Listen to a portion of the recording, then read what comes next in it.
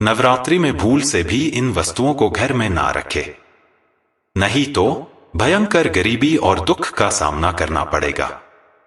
नमस्कार दोस्तों, एक बार फिर से आप सभी को हार्दिक स्वागत और हार्दिक अभिनंदन है। एक बार देवर्षि नारद जी नारायण नारायण के जाप करते हुए आकाश मार्ग में विचरण कर रहे थे। तभी उन्होंने मृत्युलोक पर एक विचित्र दृश्य को देखा। उस दृश्य में उन्होंने देखा कि मां दुर्गा का एक भक्त सच्ची लगन और पूरी श्रद्धा से माता रानी का व्रत को करता है, लेकिन फिर भी वह गरीब और दुखी है। तभी देवर्षि नारद जी को यह विचार आया कि आखिर ऐसा क्यों हो रहा है। आखिर इतना श्रद्धा और भक्ति के साथ नवरात्रि में पूजा करते हैं, फिर भी वह दुखी क्यों रहते हैं। देवर्षि नारद जी इन्हीं बातों को विचार करते करते वह भगवान विष्णु के पहुंच जाते हैं। नारद जी को देखकर भगवान विष्णु कहते हैं, आइए देवर्षि, आपका स्वागत है, पधारिए। कहिए किस प्रयोजन से आज आप बैकुंठ धाम पधारे हैं। जरूर कोई बड़ी बात होगी। तब देवर्षि भगवान विष्णु जी प्रणाम करते हैं और कहते हैं, हे प्रभु, आप तो सर्वज्ञाता हैं, आप सब कुछ जानते हैं, फिर भी आप मुझसे पूछ रहे हैं। हे प्रभु, हे जगदीश्वर, हे सृष्टि के पालन करता, आज मैं जब आकाश मार्ग में भ्रमण कर रहा था तो मैंने एक बहुत ही विचित्र दृश्य देखी। फिर भगवान विष्णु जी कहते हैं, हे देवर्षि नारद जी, आखिर आपने ऐसा क्या देख लिया है जो आपके मन को विचलित कर दिया है। आप विस्तार पूर्वक कहिए। तब देवर्षि नारद जी कहते हैं, हे प्रभु, मैंने देखा कि नवरात्रि में माता रानी के भक्तजन पूरी श्रद्धा और निष्ठा से पूजा अर्चना करते हैं, फिर वो लोग दुखी और गरीब ही क्यों रहते हैं। तब भगवान विष्णु जी कहते हैं, हे देवर्षि, वो लोग पूजा अर्चना तो विधि पूर्वक करते हैं, लेकिन कुछ छोटी छोटी गलतियों को दुर्लक्ष्य कर देते हैं। यही कारण है कि पूरी श्रद्धा और निष्ठा से पूजा करने के बाद भी दुखी और गरीब रहते हैं। तब देवर्षि नारद जी कहते हैं, हे प्रभु, आखिर ऐसी कौन सी गलतियां हैं जो उनको पता भी नहीं चलता है और दुर्लक्ष्य कर देते हैं। कृपया आप मुझे विस्तार से बताएं। फिर भगवान विष्णु जी कहते हैं, हे देवर्षि, घर की कुछ वस्तुएं होती हैं जो नवरात्रि से पहले घर से निकाल देना चाहिए, लेकिन नहीं जानकारी होने के कारण वह उन वस्तुओं को घर में ही छोड़ देते हैं, जिससे उन्हें भयंकर दुख और गरीबी का सामना करना पड़ता है। हे देवर्षि, आज मैं आपको उन सभी वस्तुओं के बारे में एक कथा के माध्यम से बताऊंगा। आप इस कथा को पूरी मन से सुनिएगा, आपको सारे प्रश्नों का उत्तर मिल जाएगा। और फिर भगवान विष्णु जी कथा को सुनाना प्रारंभ करते हैं। बहुत समय पहले की बात है, एक गांव में शिवानंद नाम का एक गरीब ब्राह्मण रहता था। शिवानंद अत्यंत धर्मपरायण और विद्वान व्यक्ति था, लेकिन उसकी निर्धनता ने उसे अत्यधिक परेशान कर रखा था। उसके पास रहने के लिए एक छोटा सा घर और कुछ भूमि थी, जिससे वह किसी प्रकार अपना गुजारा करता था। शिवानंद की पत्नी सुमति भी साध्वी और धर्मपरायण महिला थी, जो हमेशा भगवान की भक्ति में लीन रहती थी। उनकी एक ही संतान थी, एक पुत्री जिसका नाम था सरिता।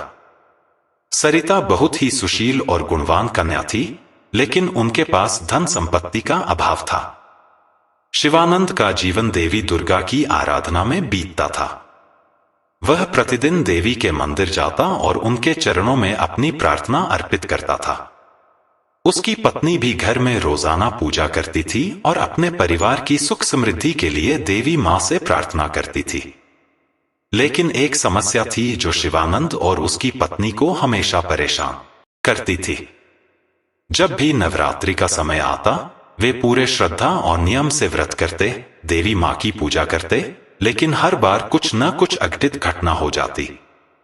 कभी उनके घर में अचानक कोई बीमार हो जाता, तो कभी उनकी फसल खराब हो जाती। हर नवरात्रि में ऐसा ही होता, जिससे शिवानंद और सुमति बहुत दुखी हो जाते थे।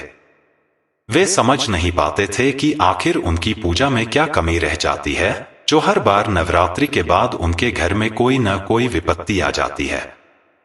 इस बार भी नवरात्रि का समय निकट आ रहा था और शिवानंद और सुमति ने पहले से ही पूरी तैयारी कर रखी थी।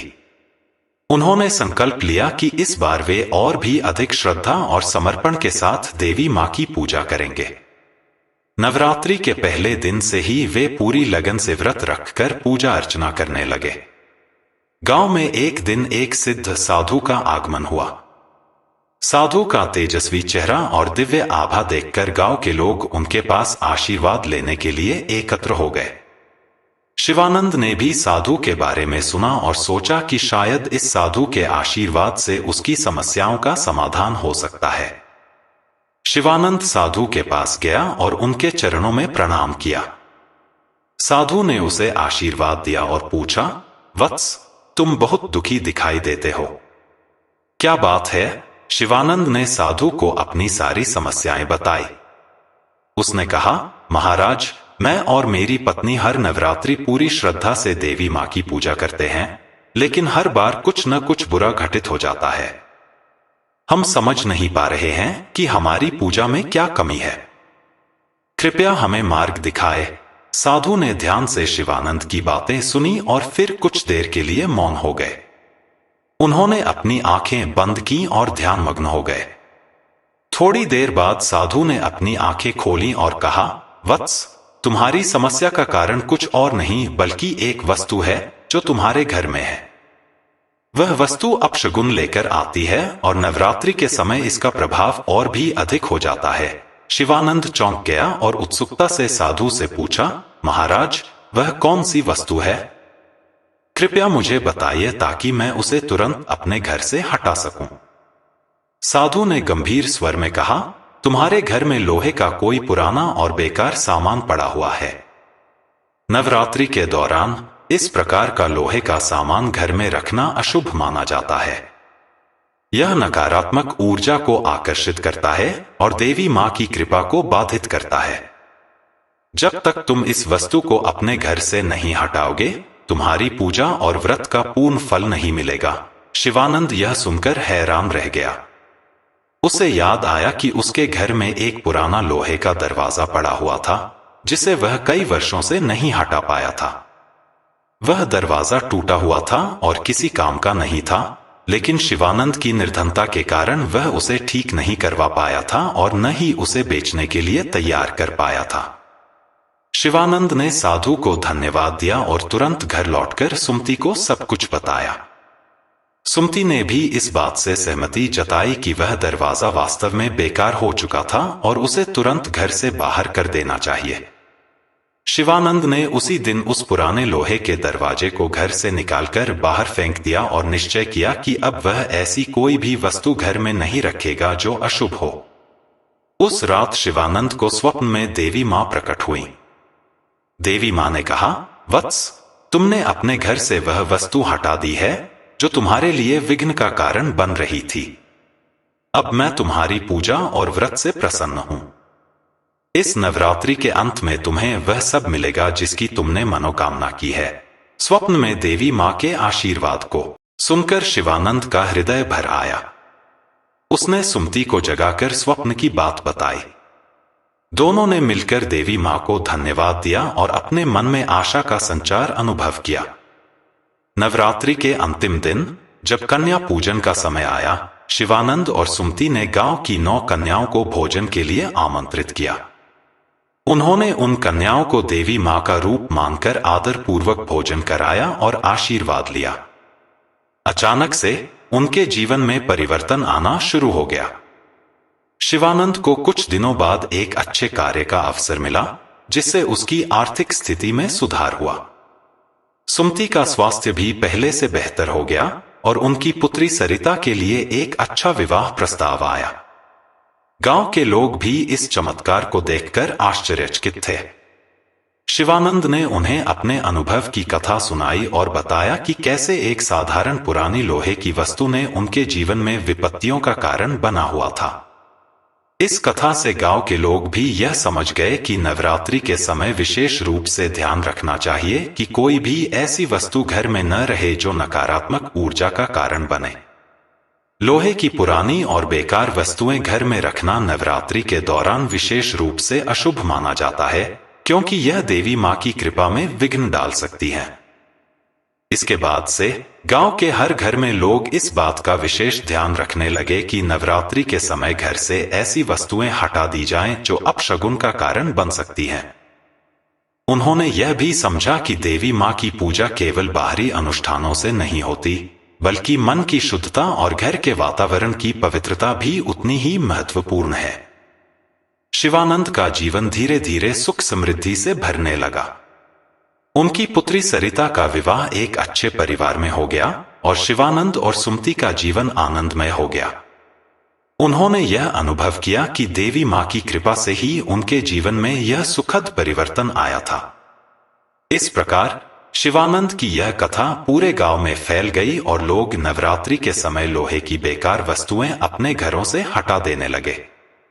शिवानंद ने भी यह निश्चय किया कि वह हर साल नवरात्रि के समय घर की सफाई करेगा और किसी भी प्रकार की नकारात्मक वस्तु को घर में नहीं रखेगा।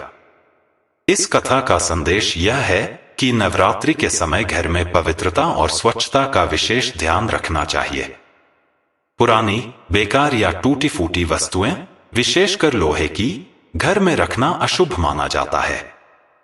नकारात्मक ऊर्जा को दूर करने और देवी मां की कृपा प्राप्त करने के लिए आवश्यक है कि हम अपने घर के साथ साथ अपने मन और वातावरण को भी शुद्ध रखें।